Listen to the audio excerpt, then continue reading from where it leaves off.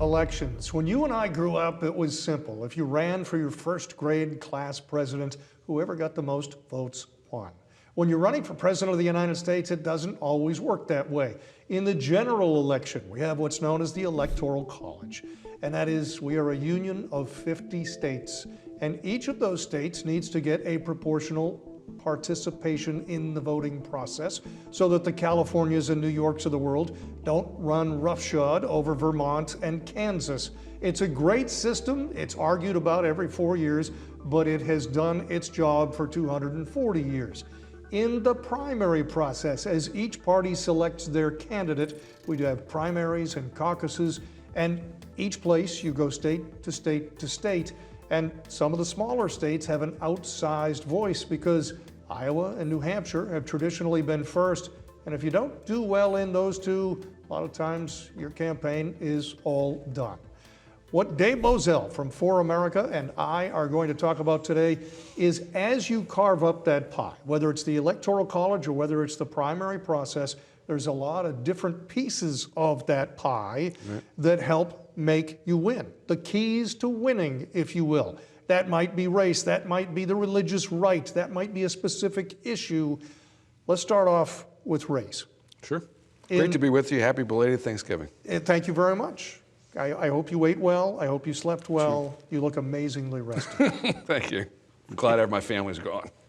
Let's talk race. In 2008, Barack Obama won 95% of the black vote in the general election, which essentially meant virtually every black person that voted for Barack Obama.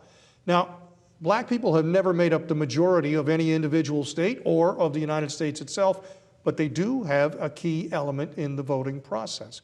In 2020, Joe Biden got 92% of the black vote, performed very close to Obama. In fact, when you look at the Republicans, since Eisenhower was reelected in 1956, they've never got more than 12% of the black vote. Right. However, right now, according to a New York Times Siena poll, Donald Trump has 22% of the black vote in 6 of the battleground states. Right.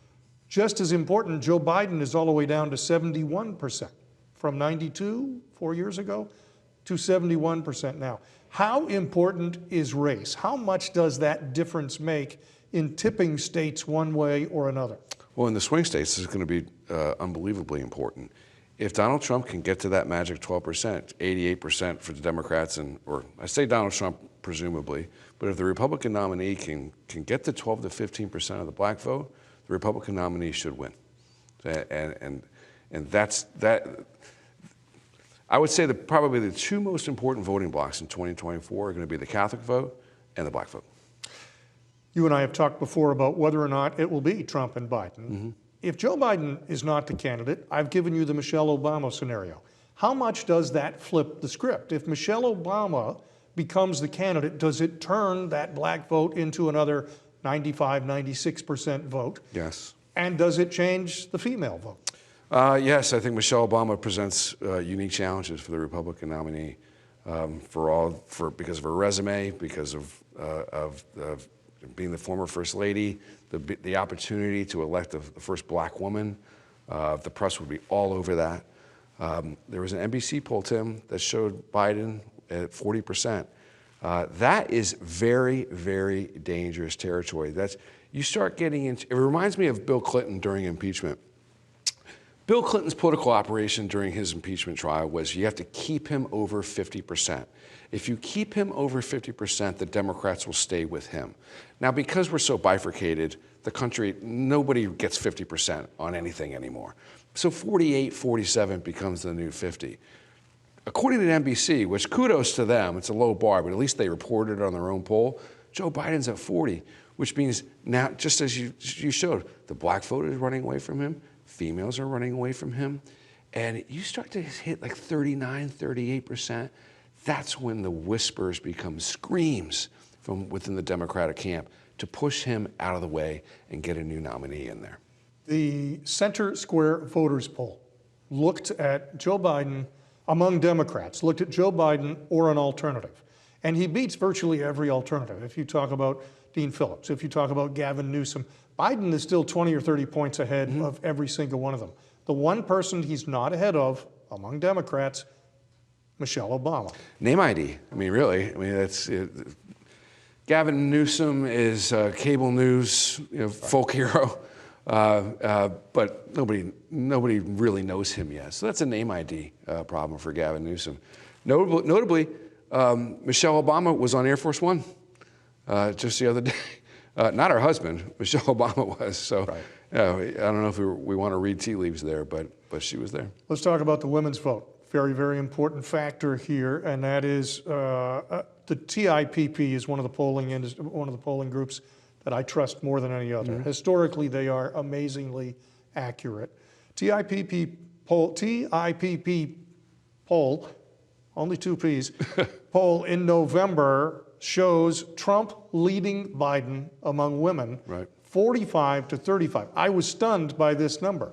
What's happening that women are suddenly flocking to Donald Trump, or more importantly, abandoning Joe Biden? Inflation. They're in charge of the family checkbook at home.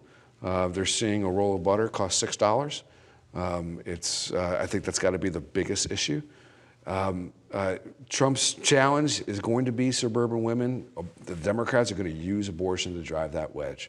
And any Republican nominee's challenge is going to be abortion and how they tackle that issue, particularly with suburban women, which so often make up, if I said Catholics, I said blacks, but suburban women are probably the third most important voting demographic of this entire cycle. And that's going to make up the difference. And if he can speak to abortion properly, or at least provide a roadmap for a culture of life that folks can get behind, I think he'll be okay. But inflation has to be the number one driver for why women are turning.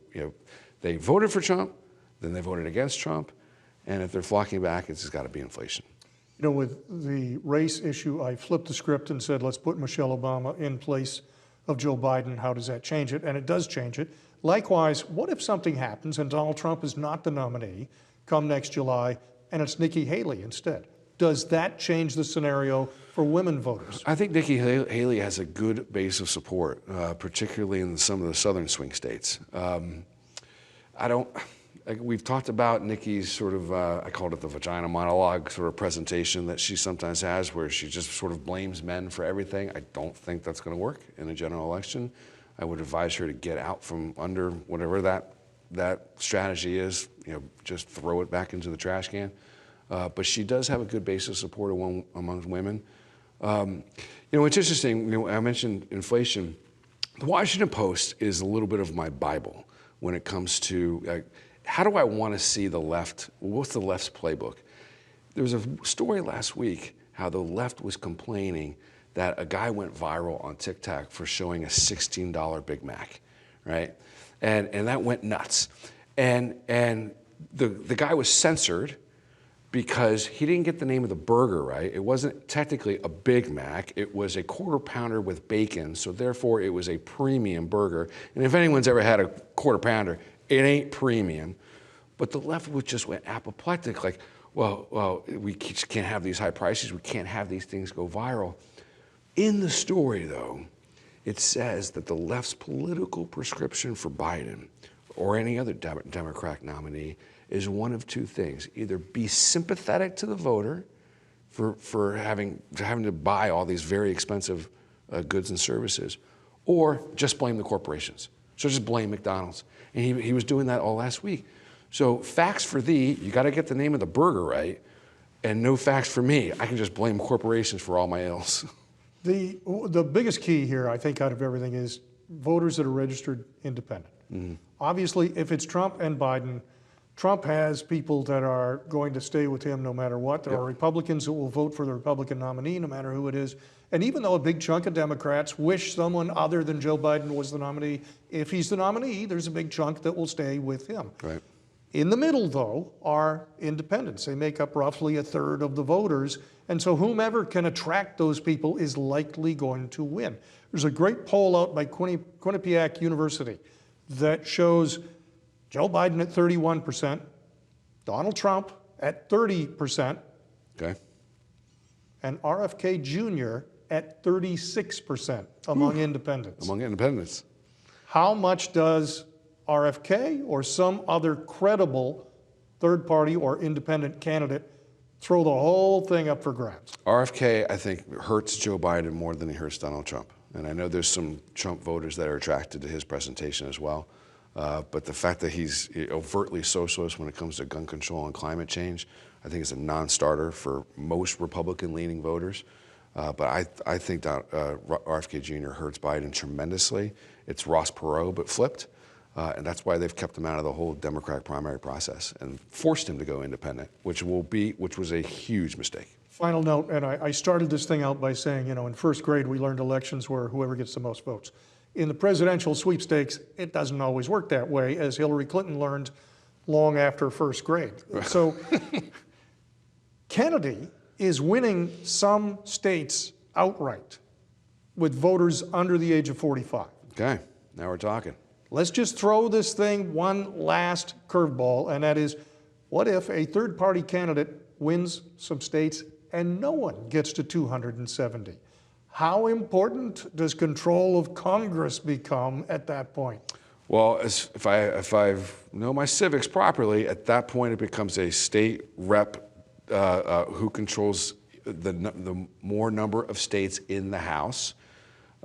So I think we're at 30 to 20 of the 50 states, Republicans to Democrats. I might have my math off by a few, but control of the House of Representatives becomes the number one priority. I mean, the conventional wisdom is the Republicans will lose the House and win the Senate because the map is so unfavorable to Democrats. But the priority needs to be, because of the power of the purse, needs to be Republicans retaining control of the House. And your scenario, now it becomes double the priority. It all goes back, I look at past years and I think of who was leading in November and December in any given year. Herman Cain and Newt Gingrich were right up there with Mitt Romney. Neither one was a factor anywhere in the actual primaries. And so we look over and over and over.